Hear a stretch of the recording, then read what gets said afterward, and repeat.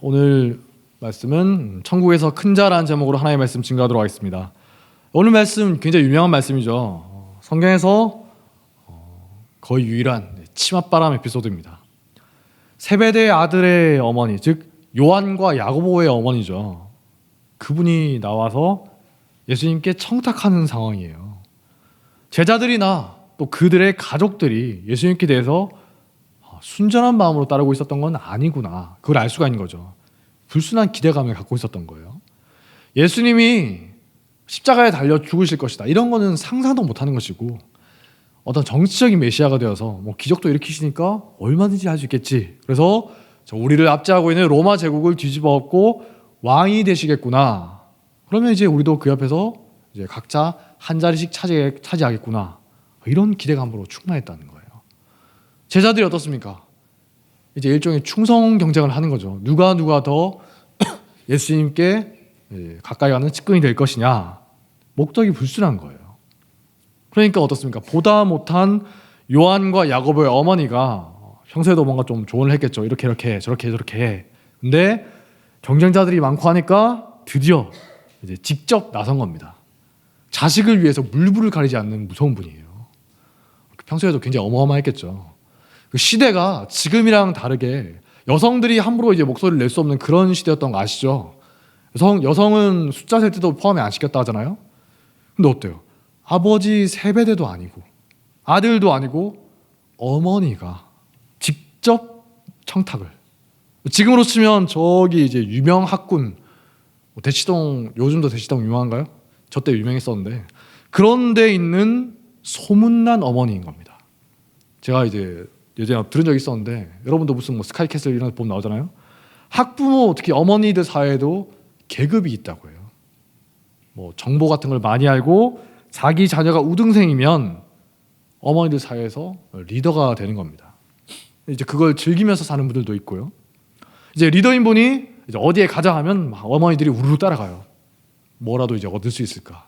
그리고 그분이 어디에 어떤 강사가 학원에서 잘 가르친다더라, 그럼 이제 거기에 단체로 등록을 하는 겁니다. 저 때도 이제 그런 게 좀 있어가지고 어머니가 어디서 듣고 오면 자꾸만 그런 이야기 하는데 참 힘들었어요. 근데 요즘에는 더 심하다 하더라고요. 자식 교육을 위해서 이제 특수한 집단이 형성되는 건데, 생각해 보세요. 이 요한과 야고보의 어머니는 대치동 어머니보다 훨씬 더한 사람인 거죠. 어린애도 아니고 다 큰 성인의 정치적인 출세를 위해서 민망할 법도 하건만 내 자식들을 가장 가까운 측근으로 삼아 주십시오. 제자들 다 보고 있는 자리에서 그랬다는 거예요. 어마어마한 거죠. 이제 얼굴에 철판 깔고 하는 거예요. 내 자식이 잘 되면 그만이야. 예수님 주변에 그런 목적을 가진 사람들이 정말 많이 있었을 겁니다. 예수님이 말만 그럴듯하게 하는 게 아니라 기적도 행하잖아요. 카리스마가 있으니까 온갖 사람들이 다 따르는 거예요. 지금도 어떻죠? 능력이 있고 또 말도 잘하면 추종자들이 생긴다는 거예요. 수백, 수천, 수만 명 이상 되는 사람들이 있어요. 그리고 따르는 사람들이 있습니다. 그 사람 존경해서 모인 것도 있지만 많은 사람들이 어떤 속셈을 가지고 모인다는 거예요. 가까워져서 뭔가 이제 이익을 얻으려고 하는 충성 경쟁이 일어난다는 거예요. JMS나 여러 이단들도 이야기 들어보면 겉으로 볼 때는 그런 것처럼 보이지만 이제 내면에 있던 분들 이야기 들어보면은 충성 경쟁이 장난 아니라 하더라고요.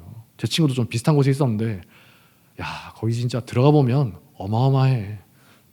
거의 교주 같은 목사님이라 할지 모르겠지만 그분의 마음에 들기 위해서 무릎 꿇고 밥 주는 거 얻어먹기 이런 것도 하고 별별 그걸 다 한다 하더라고요.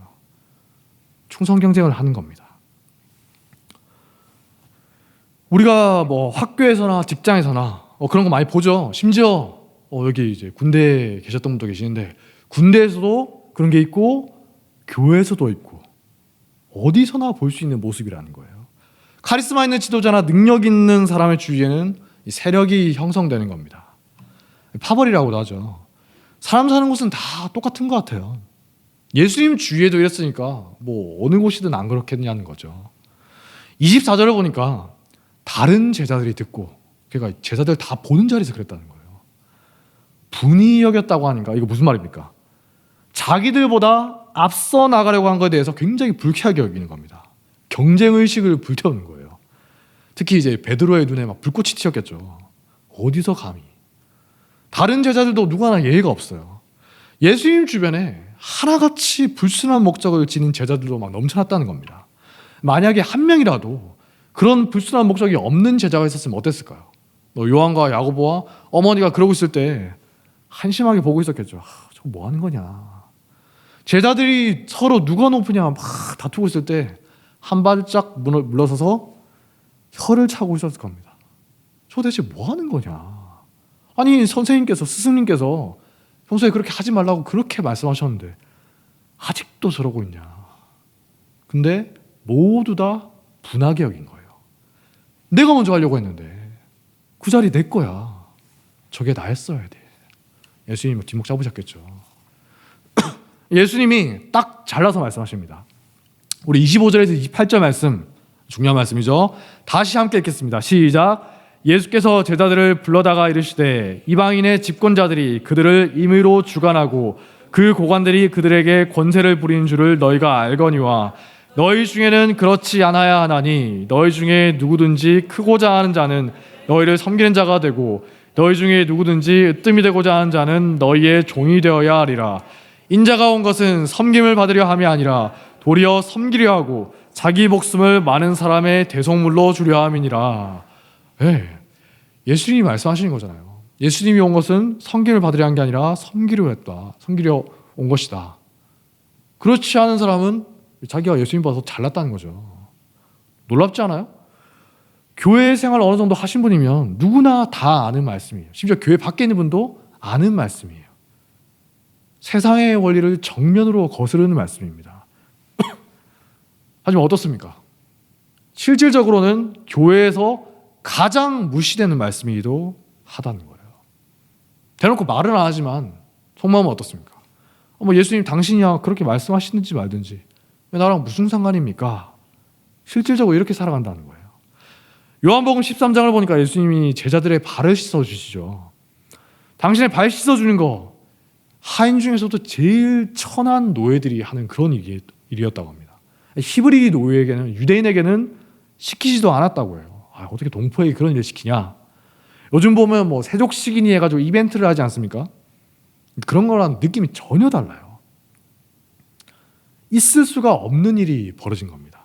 지금으로 치면 어디 회사 가장 높은 사장님이 직접 화장실 청소하고 있는 거예요. 제일 아랫사람이 할 것 같은 안녕하십니까 어서 오세요 하면 인사하고 그런 거 하고 있는 거예요. 상상이 안 되는 거죠. 그래서 베드로가 기겁을 하면서 말렸다는 거예요. 제 발을 절대 씻지 못할 것입니다. 딱 나가서는 거죠. 그만큼 놀라운 거예요. 그 후에 예수님이 이렇게 말씀하십니다. 내가 주와 또는 선생이 되어서 너희의 발을 씻었으니 너희도 서로 발을 씻어주는 것이 옳으니라. 내가 너희에게 행한 것 같이 너희도 행하게 하려 하여 본을 보였노라. 무슨 말입니까? 모든 기독교인에게 이후로 나를 믿고 따르는 모든 자들에게 본을 보이는 것이다. 따라하라는 거예요. 그냥 은혜로운 말씀이네요. 아멘 할렐루야 그냥 은혜로 어쩌고 하지 말고 그냥 따라하라는 겁니다. 발 씻는 행위를 따라하라는 게 아니고 세족식 같은 이벤트 하면서 그럴듯하게 보이라는 게 아니라 실질적으로 그 시대에 사람들이 어쩌면 저럴 수 있을까? 겸손하게 섬기라는 거예요. 남들과 비교하면서 높아지려고 한다거나 남들의 시선을 신경 쓰면서 열등감이나 우월감에 빠진다거나 대접받으려 한다거나 이런 것들을 멀리하라는 겁니다. 교회에서 그리고 교회 밖에서도 여러분들의 삶, 인생 가운데서 그러라는 거예요. 제자들이 이때 전혀 깨닫지 못했죠. 지금 돌아가실 때까지도 깨닫지 못해요. 왜냐? 자아가 너무 강하기 때문이에요. 평생 동안 살아왔던 사고방식이 있잖아요. 3년 동안 예수님께 저자 직강을 들어도 하나도 바뀌지 않아요. 최후 만찬자리에서 거기서도 예수님 곧 돌아가시는데 물론 모르니까 그랬겠지만 거기서까지도 서로 누가 높으냐 다툼이 일어나는 겁니다. 충성 경쟁하고 베드로가 그랬죠. 제자들만 가리키면서 이 인간들 다 배신해도 저는 절대 배신하지 않을 겁니다. 배신의 아이콘이 그랬다는 거예요. 예수님께 잘 보여가지고 자기 목적을 이뤄보려고 하고 지극히 세속적인 모습이에요. 근데 이후에 부활하신 주님을 만나고 어떻게 됩니까? 완전히 바뀌는 거예요. 섬기는 자로 거듭나는 겁니다. 사도행전에 나온 제자들의 모습 보시면 복음서하고 너무 다르죠. 예전에 나온 것처럼 막 높아지려고 하는 것도 아니고 남들에게 막 갑질하려고 하는 것도 아니고 자기 이익을 위해서 살려고 하는 모습이 전혀 보이지가 않아요. 예수님이 말씀대로 사는 겁니다. 섬기려고 하고 낮아지려고 하고 희생하고 양보하고 헌신하는 모습인 거죠. 하나님은 복음서에 의해서 이제 사도행전을 보여주면서 잘 봐라. 이것이야말로 너희 믿는 모든 사람이 마땅히 지향해야 될 변화된 모습이다. 그걸 보여주신다는 거예요. 아까 예수님이 말씀하셨죠. 너희로 본을 보고 행하게 하려고 내가 이것을 하노라. 만약에 우리가 진짜 하나님을 진심으로 제대로 믿고 말로만 그런 게 아니라 성령 하나님께서 우리 안에 거하신다면 그렇게 변해간다는 거예요. 반대로 우리가 믿는다고 하면서도 교회 생활 오래 하면서도 심지어 뭐 직분 맡고 뭐 목사라 하면서도 말씀과 전혀 다르게 살아가고 있으면 죄송하지만 그 안에 믿음이 있는지 점검해 보시라는 겁니다. 말은 안 해도 실제로 이렇게 살아간다는 거예요. 하나님 말씀 알아요. 당신이야 뭐라고 하시든 말든 나는 내가 살아온 방식대로 계속 살 겁니다. 참견하지 마세요. 영적인 페르나인 거예요. 오늘 말씀 자체는 전혀 어려운 게 아닙니다. 어린애들도 알아들을 수 있어요. 저기 아까 있던 애들도 말하면은 아 그래요 하고 다 알아듣는 말씀입니다. 근데 이것보다도 어려운 말씀이 없다는 거예요. 심지어 아이들에게도 어려운 말씀입니다. 실질적으로. 실제로 우리가 교회 생활하다 보면 어떻습니까? 끊임없이 세상의 원리가 교회 안에 침투해서 들어오고 있어요. 섬기려 하기보다는 섬김 받는 게 좋죠. 사람들의 시선을 신경 쓰기 마련입니다. 사람들의 인정을 받으려고 살아가기 마련이에요. 심지어 교회에서 세력을 이루어서 뭔가를 해보겠다. 대접받으려고 하고. 하나님의 말씀이 나를 향해서 뭐라고 외치고 있든 말든 그냥 내 멋대로 살겠다는 겁니다. 아까 불렀던 찬양 가사처럼 하늘의 것을 구하기보다는 여전히 이 땅의 것에 목을 매면서 믿지 않는 사람과 다를 바 없이 살아간다는 거예요. 제가 20살 때 지금으로부터 거의 한 19년, 20년 가까이 됐네요. 근데 지금도 잊혀지지가 않아요. 너무 충격적이어가지고 20살 때 서울에 와서 이제 교회에 다니게 됐는데 첫 번째 선교를 이제 국내로 갔거든요. 그때 아마 이제 동해로 갔던 것 같습니다. 그때는 지금이랑 다르게 월요일부터 금요일까지 4박 5일 동안 갔던 걸로 기억을 해요. 수요일 날 집회를 했거든요. 근데 이제 현지 교회 어떤 분이 조심스럽게 말씀하시는 거예요. 제가 팀장이었으니까. 우리 담임 목사님 어때요? 서울 분이다 보니까 말이 또렷하잖아요. 잘 들리시죠? 저랑 다르게 잘 들립니다. 빠르기도 해요. 지금은 그래도 예전만큼 빠르지 않은 거예요. 다행인 겁니다.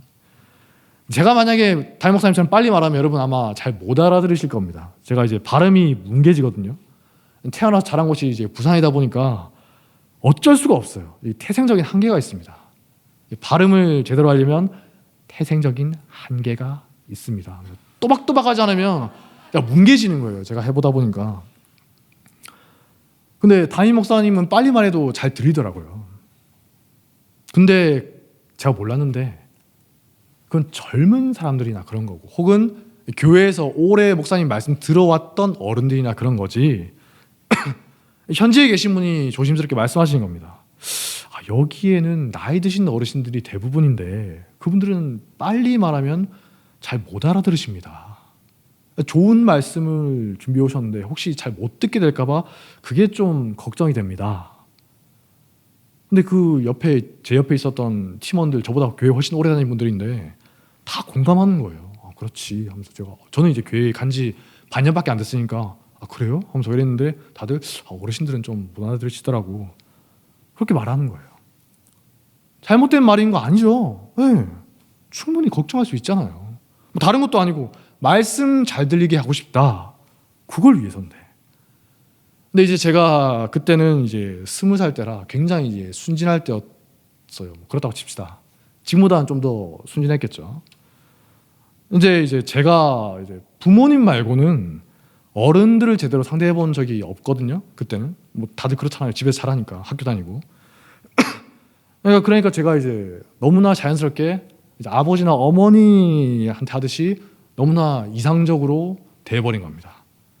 그래도 이제 목사니까 인격적으로 괜찮으시겠지 하고 저희 집은 이제 말하면은 진지하게 듣고 이제 응대해 주시니까 그래서 바로 이제 저희 진 담당하고 있던 담당 부목사님께 전화를 걸었죠. 목사님, 이러저러한 요청이 있어서 이제 그런데 혹시 이제 담임 목사님께 설교를 조금만 천천히 해달라고 부탁드릴 수가 있을까요? 말씀드릴 수 있을까요? 여쭤봤거든요. 근데 대번에 반응이 뭐라고 튀어나오냐? 야 임마, 네가 뭔데 감히 뭐 이런 소리를 해? 야 버리셨게 이런 소리를 하여튼 뭐 욕도 했나? 하여튼 뭐 그런 식으로 이렇게 나오는 거예요. 뭐 양아치도 아니고. 제가 몽했거든요. 내가 뭘 잘못했다고. 무례하게 말한 것도 아니고 말씀 잘 듣게 하기 위해서 그냥 제안을 한 거고 그것도 내 말이 아니라 현지에서 요청이 있어서 그런 거고 교회에 오래 다녔던 팀원들도 다 공감하는 거고 그렇지. 전달하기 어려우면 좀 어려울 것 같습니다 형제님. 언제 맞다고 반말이에요. 형제님 그렇게 어려울 것 같습니다. 아니면은 한번 생각해 보겠습니다. 그러고 넘어가면 될 건데 죄송합니다. 지가 뭔데 감히 성도한테 하대를 하면서 신경질을 내냐는 거예요. 웃기잖아요. 지가 뭔데. 아니 목사가 뭔데. 물론 제가 목사가 돼버렸지만 목사 입장에서 말하는 겁니다. 솔직하게. 목사 교회에서 상전이라도 됩니까? 여러분 상전이에요? 여러분보다 높은 존재입니까? 절대 아니죠. 그냥 가르치는 직분 맡은 사람입니다. 혹시 목사가 여러분보다 더 높은 존재라고 생각하는 분 계시면 오늘 생각을 바꾸시거나 아니면 저기 천주교에 있는 성당으로 가셔야 돼요. 거기는 이제 사제가 높은 계급이니까. 사역자는 성도들 잘 섬기라고 세워놓은 거고 여러분들이 혹시 이제 좋은 마음으로 사역자들에 대해서 존중해 주시고 대우해 주시면 감사하게 받는 거지 당연하게 여길 수는 없는 거죠. 그게 성경적인 거니까. 제 말이 맞거든요. 제 말이 맞습니다. 신학교 때 귀가 닳도록 들은 말이 있어요. 뭐냐? 전우사님들 제발 나중에 목사 되어서 계급처럼 행동하지 마십시오. 제발 교회에서 성도들에게 갑질하거나 대우받으려고 하거나 상전 행세하지 마십시오. 교수님들이 맨날 말씀하시는 거예요. 뭐 이상한 목사들이 많아서 그런 거겠죠. 근데 그렇게 말하고 말해도 이제 졸업하고 나가서 목사 달고는 성도들 위해 군림하고 지배하려는 사꾼 목사들이 많다는 겁니다. 물론 그때는 저는 이제 20살 때 세상 물정을 잘 모르니까 저한테 막 호통치고 뭐라고 하던 그 부목사님 나중에 만나서 일단 사과했어요. 죄송합니다. 말하긴 했는데 물론 하나도 죄송하지 않았지만 근데 제 사과를 받아주더라고요. 뻔뻔하게도 그 인간이 받아줬어요. 자기가 나한테 사과를 해야지 형제님 죄송합니다 해야 되는데 받아주는 거예요. 참. 그때 제가 마음속으로 얼마나 쇼킹했으면 목사가 뭐야 이게 싶어서 20년 전쯤 일인데 그때 제가 마음속으로 한 가지 확고한 기준을 세웠습니다. 그러니까 지금까지 기억하겠죠. 나는 절대 커서 저런 한심한 인간이 되지는 말아야겠다. 하나님의 말씀이 어떻든 말든 자기 멋대로 하는 저런 형편없는 사꾼 목사는 되지 말아야겠다. 하나님 저를 도와주옵소서. 이렇게까지 말했으니까 이제 혹시나 나중에 제가 정신이 나가서 똑같이 이상한 짓 하고 있으면 누군가가 정신 차리려고 나와서 말해주시겠죠. 제 평생에 야당이었던 어머니가 이제 멀리 사시니까 이제 여러분이나 이제 부인이 저한테 그렇게 말해줄 거라고 기대합니다. 아무튼 간에 교회에서도 어느 순간 보면은 역사적으로도 그렇고 보면은 어느 순간부터 누가 높네, 누가 낮네, 누가 중요하지 않냐 이런 생각이 자꾸만 퍼지게 되는 거예요. 원래 교회는 어떤 사회에 있었습니까? 로마 교회에 있었죠. 계급이 당연하게 여겨지던 세상에 있었어요. 근데 거기서 그렇지 않다고 누구든지 예수 그리스도 안에서는 동등하고 높은 자가 오히려 섬기는 자가 되어야 합니다. 그걸 보여주던 공동체였어요. 말로만 그럴듯하게 떠들어대는 뭐 설교하는 그런 게 아니라 실제로 그렇게 살면서 주변에 믿지 않는 로마 사람들 혹은 믿은 지 얼마 되지 않는 새신자들에게 놀라움과 감동을 주던 게 교회라는 겁니다. 바울도 말했잖아요. 너희는 유대인이나 헬라인이나 종이나 자유인이나 남자나 여자나 다 그리스도 예수 안에서 하나이니라. 지금은 뭐 그런가 보다 하겠는데 당시에는 얼마나 충격적인 가르침이었겠어요. 유대인과 헬라인 철천지 원수입니다. 종이나 자유인 같은 자리에서 식사도 못했어요. 남자나 여자 완전 계급이 달랐거든요. 로마 제국의 계급제를 부정하는 그냥 반사회적인 집단이다, 이렇게 몰릴 수도 있는 겁니다.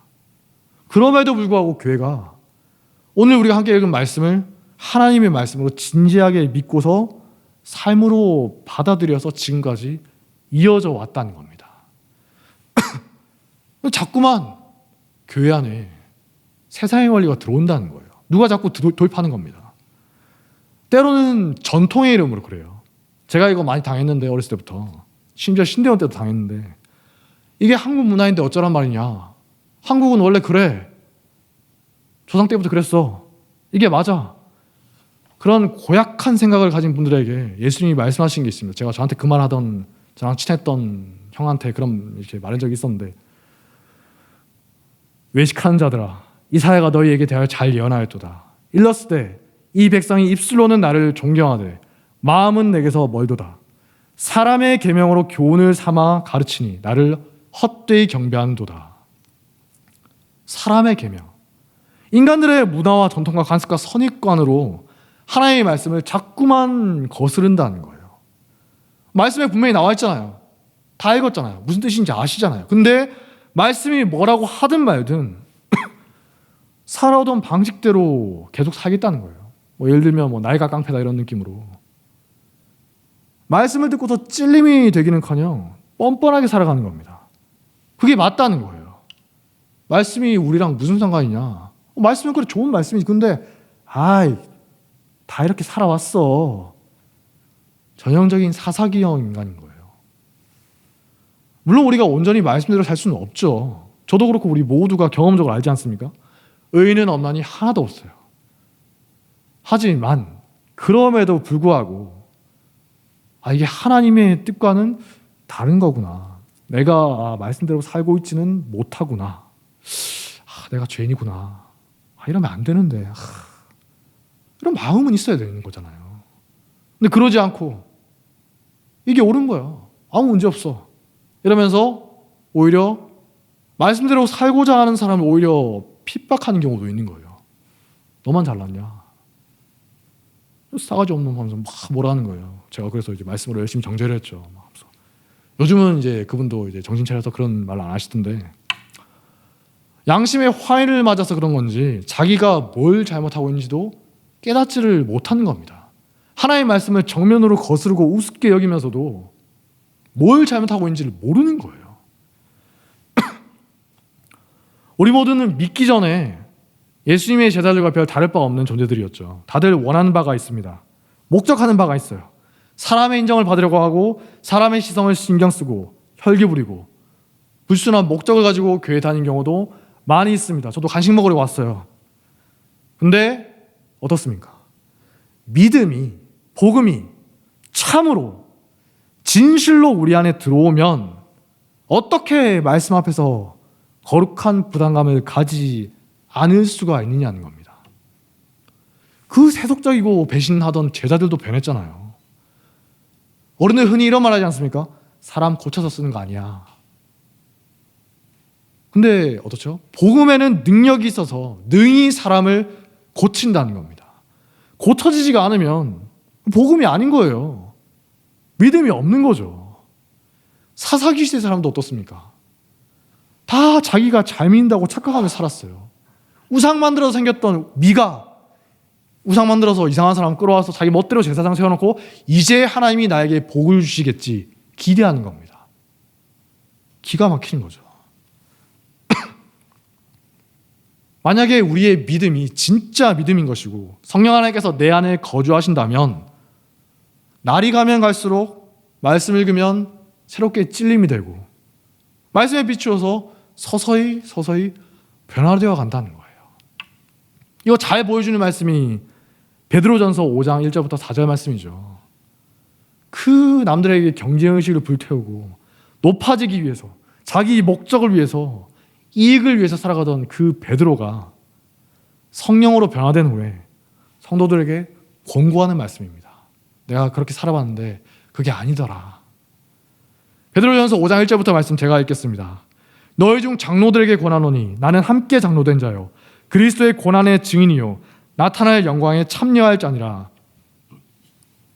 너희 중에 있는 하나님의 양 무리를 치되 억지로 하지 말고 하나님의 뜻을 따라 자원함으로 하며 더러운 이득을 위하여 하지 말고 기꺼이 하며 맡은 자들에게 주장하는 자세를 하지 말고 양 무리의 본이 되라. 그리하며 목자당이 나타나실 때 시들지 아니하는 영광의 관을 얻으리라. 1차적으로는 지도자들에게 주신 말씀인데 사실 모든 믿는 사람들에게 새겨들으라고 주신 말씀이에요. 뭐라고 합니까? 첫째, 억지로 하지 마라. 하나님의 뜻을 따라서 자원함으로 하래요. 남들에게 보이기 위해서나 아니면 먹고 살려고 마음에도 없는 걸 억지로 하지 말라는 겁니다. 신앙생활 하면서 하나님의 뜻에 따라서 하는 게 아니라 억지로 하면 어때요? 자기도 고통스럽고 주변 사람도 고통스럽잖아요. 먼저 자기 자신부터 하나님 뜻에 감동이 되어서 즐겁게 자원해서 하는 거예요. 억지로 그런 척하는 위선자가 되지 말라는 겁니다. 교회에 보면 특히 교회에 그런 게 많은데 들은 건 많죠. 설교 많이 듣잖아요. 교회밥 먹은 것도 많이 있어요. 그래서 그럴듯하게 위장하는 법을 잘 아는 분들이 있습니다. 예수님이 말씀하시던 외식하는 자인 겁니다. 마음은 전혀 안 그런데 그런 척하며 사는 거예요. 그러니까 자기도 힘들고 주변도 힘들고 하나님도 힘드시겠죠. 그만 좀 하라. 좀 솔직하게 살아라. 두 번째 또 뭐라고 하죠? 더러운 이득을 위하여서 하지 마라. 아까 예수님의 제자들처럼 뭔가 불순한 일도 검은 속셈을 가지고 신앙생활 하지 말라는 거예요. 교회에서 여러분들이 뭔가를 할 때 절대 대가를 바라고 하지 마십시오. 대가와 상급은 오직 하나님께 받는다고 생각하세요. 사람의 칭찬을 받을 생각은 아예 접으시라는 겁니다. 그래야지 마음 편해요. 물론 이제 누가 칭찬해 주시면 예 감사합니다. 그러고 넘기면 그만이지만 애초에 그런 거를 기대하지는 말라는 겁니다. 은근히 사람들이 칭찬을 바라는 경우도 있잖아요. 그거 주변 사람들이 다 알아요. 제발 그러지 마시라는 겁니다. 순전한 마음으로 이게 하나님이 기뻐하시는 일이니까 혹은 성도들이 좋아하는 일이니까 하는 거지. 이렇게 하면 사람들이 나를 알아주겠지. 이렇게 하면 내 평가가 올라가겠지. 그런 한심한 생각으로 신앙생활 하지 마시라는 겁니다. 특히 직분마분들이나 교회 리더들, 간사님들의 이런 함정에 자주 빠진다는 거예요. 사울 왕이 그랬던 것처럼 사람들 시선에 신경을 쓰고 사람들 평가에 민감하게 반응하다가 망하는 길로 계속 걸어간다는 거예요. 사울이 어땠죠? 하나님의 말씀이 명확하게 주어졌어요. 그럼에도 불구하고 말씀이 어떻든 말든 사람들 심기 거스르면 안 되지. 사람들 인기를 얻기 위해서는 이래야지. 그렇게 하면 사람들이 나를 싫어하잖아. 잠시 잘 되는 것처럼 보였습니다. 철저하게 망해버린 길로 가고 있었다는 거예요. 그리고 우리 인간들이 기계가 아니라 영적인 존재잖아요. 검은 속셈을 가지고 접근하면 어때요? 결국에는 들킨다는 거예요. 제가 겉과 속이 다르게 검은 속셈을 가지고 접근하면 여러분들 시간 지나면 다 알게 돼 있어요. 아무리 잘 속이려고 해도 시간이 흐르고 여러 사람들이 그렇게 하다 보면 이제 검은 속내가 드러난다는 겁니다. 사람들끼리도 말하잖아요. 야, 너도 그래? 나도 그랬는데? 이상한 사람이다. 제가 의외로 아니면 보이실 대로 사람 보는 눈이 참 형편이 없습니다. 제가 생각해도 참 한심할 때가 많아요. 어떤 의미에서냐면 좀 위험하거나 안 좋은 사람을 잘 몰라요. 어렸을 때부터 그래서 좀 많이 당했는데 믿고 있다가 뜨겁게 데인 경우가 많았는데 덥석덥석 잘 믿는 거예요. 말하면 그냥 믿기더라고요. 말해주면 믿어야지. 신대원 다닐 때도 이제 어떤 분하고 제가 몇 년을 같이 다녔는데 나중에 이제 등에 칼이 꽂히고 뭐야 이 인간 알아봤더니 제 동기들이 다들 그러는 거예요. 이미 다 알고 있어. 그런 사람인 거. 너 몰랐어? 위험한 사람인 걸 다 알고 있다는 거예요. 사람들이 신기하게 저를 봤다는 겁니다. 어떻게 저 사람하고 저렇게 그렇게 가깝게 계속 지낼 수 있을까?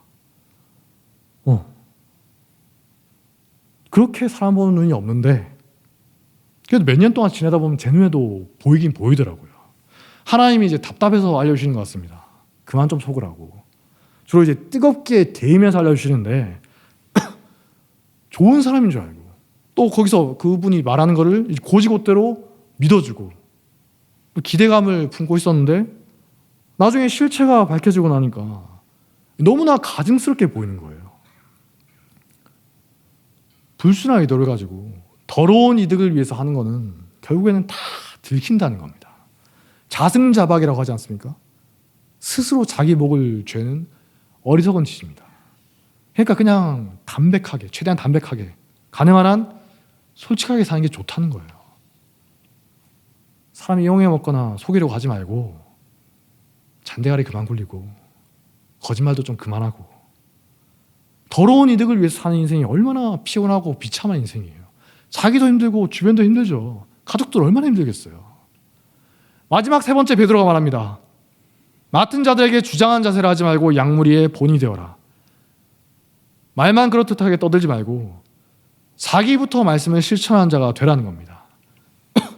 죽은 믿음이 아니라 살아있는 믿음을 가지라는 거예요.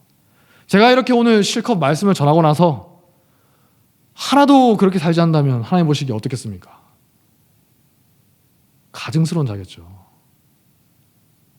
최근에 제가 어떤 영상을 보니까 유튜브에서 보니까 호주에 있는 그 힐송 교회가 굉장한 어려움에 빠져 있더라고요. 그때 막 힐송 교회 한창 유행해가지고 막 찬양 사역하고 많은 사역 보고하고 그랬었는데 다른 여러 가지 문제도 있지만 힐송의 설립자였던 목사님이 알고 보니까 소아성애자였고 여러 아이들에게 오랜 기간 동안 몹쓸 짓을 저지른 사람인데 과거의 설교를 보니까 여러분의 죄를 주님께 고백하십시오 하면서 God 어쩌고 하면서 막 그러면은 뭐 어쩌고 저쩌고 하면서 뭐 정말 은혜로운 그렇다는 말을 계속 하는 거예요. 이제 문제가 터지니까 이제 적당히 돈 찔러주면서 푼돈을 주면서 이제 무마하려고 하는 거죠. 이게 교회 내 만연해 있는 모습인 겁니다. 다들 들은 것 많아요. 아는 것도 많고 자기 의로 충만합니다. 그래서 주장하는 자세를 취한다는 거예요. 말은 넘쳐오르죠. 그런데 자기가 말하는 거에 반의 반이라도 한 12% 정도입니다. 10%로 합시다. 10% 정도라도 실제로 그렇게 살았으면 오늘날 한국교회가 이 꼴은 되지 않았다는 거예요. 다들 말은 잘합니다. 정작 자기 자신부터가 전혀 그렇게 살지 않는다는 거예요. 말씀에 부담을 느끼지도 않아요. 이중잣대로 살아가는 겁니다. 예전에 보니까 맨날 뭐 옳은 소리 하면서 이 교회 저 교회 비판하던 어떤 사람 이상한 잘못하고 있으면서도 철저하게 숨기고 있었더라고요. 근데 또 그 사람과 같이 교회 비판하는 사람들이 그거 알고 있으면서도 침묵하고 있었다는 겁니다. 그러면서도 열심히 비판하고 돌아다녔다는 거예요. 하나님 보실 때 얼마나 가증스러웠겠어요. 너나 잘해라. 그저 옳은 소리, 그럴듯한 말. 하나님 보실 때 얼마나 역겹겠냐는 겁니다. 죄송하지만 예수님도 말씀하셨죠. 주여 주여 하던 자들, 그렇게 말만 하던 자들 중에서 지옥 갈 분들이 정말 많을 거라는 겁니다. 제 말이 아니라 예수님 말씀이에요. 나는 너희가 누군지 도무지 모르겠다. 마태복음 23장을 보면 예수님이 말씀하십니다. 보는 보이지 않고 말만 떠들어대는 주장하는 자들에 대해서 추상 같은 말씀을 하십니다. 그러므로 무엇이든지 그들의 말하는 바는 행하고 지키되 그들이 하는 행위는 본받지 말라. 그들은 말만 하고 행하지 아니하며 그들의 모든 행위를 사람에게 보이고자 하나니 화 있을진저 외식하는 서기관들과 바리새인들이여 너희가 박하와 회당과 근처에 11조원 들이되 율법에 더 중요한 바 정의와 긍휼과 믿음은 버렸도다. 회칠한 무덤 같으니 겉으로는 아름답게 보이나 그 안에는 죽은 사람의 뼈와 모든 더러운 것이 가득하도다. 이와 같이 너희도 겉으로는 사람에게 옳게 보이되 안으로는 외식과 불법이 가득하도다. 역겹다는 거예요. 하나님이 보실 때 좀 작작하라는 겁니다. 인간이 이상 누구나 위선적이고 가식적이고 또 말씀대로 살지 못한 면은 있기 마련이죠. 저도 그래요. 근데 하나님 보실 때 해도 너무하지 않냐. 대체 이게 뭐냐는 겁니다. 주장하는 자세, 즉 그럴듯한 말을 하고 그렇다하게 보이는 종교적인 행위만 있지 진심이 없다는 거예요. 자기가 먼저 보는 보이지 못하면서 주변 사람 다 알고 있어요. 어떤 사람인지. 보는 보이지 못하면서 입만 살아서 떠들어대는 세태가 2000년 전이나 지금이나 똑같다는 겁니다. 그러므로 항상 자기 자신을 돌아보면서 점검하시기 바랍니다. 나는 과연 무엇을 위해서 교회에 다니고 있는가? 무엇을 위해서 내가 예수를 믿고 있느냐? 무엇을 위해서 신앙생활을 하고 있느냐? 당연히 저도 돌아봐야죠. 저부터 돌아봐야죠. 나는 하고 많은 것 중에 왜 하필, 왜 목사를 하고 있을까? 무엇을 위해서 나는 목사로 살아가는가? 더러운 이득을 위해서인가? 남들에게 보이기 위해서 억지로 그럴듯하게 하는 것인가? 말로만 주장한 자세를 취하는 것인가? 하나님이 당연히 저 같은 목사에게는, 이렇게 전하는 자에게는 더 엄격한 기준을 들이실 겁니다. 그러니까 이제 저도 함부로 말하지 말아야죠. 막 어쩌고저쩌고. 그게 저부터 걸리니까. 하나님 언제나 교회를 향해서 찾으십니다. 하나님의 뜻을 따라서 자원함으로 기쁘게 하시는 분들을, 더러운 이득이 아니라 하늘의 영광을 위해서 하시는 분들을, 주장하는 자세가 아니라 본을 보이는 분들을 찾으신다는 거예요. 그분들에게 영광의 관을 줄 것이라고 약속하셨습니다. 이 땅에서 썩어 없어질 지옥의 영광을 추구하는 것이 아니라 하나님이 주시는 하늘의 영광을 추구하는 복된 성도가 되시길 바랍니다. 오늘 말씀이 마음에 찔림이 되고 부담이 되는 은혜가 임하기를 주님의 이름으로 축복합니다. 자리에서 일어나겠습니다. 하늘의 것을 구하게 하소서. 찬양하겠습니다.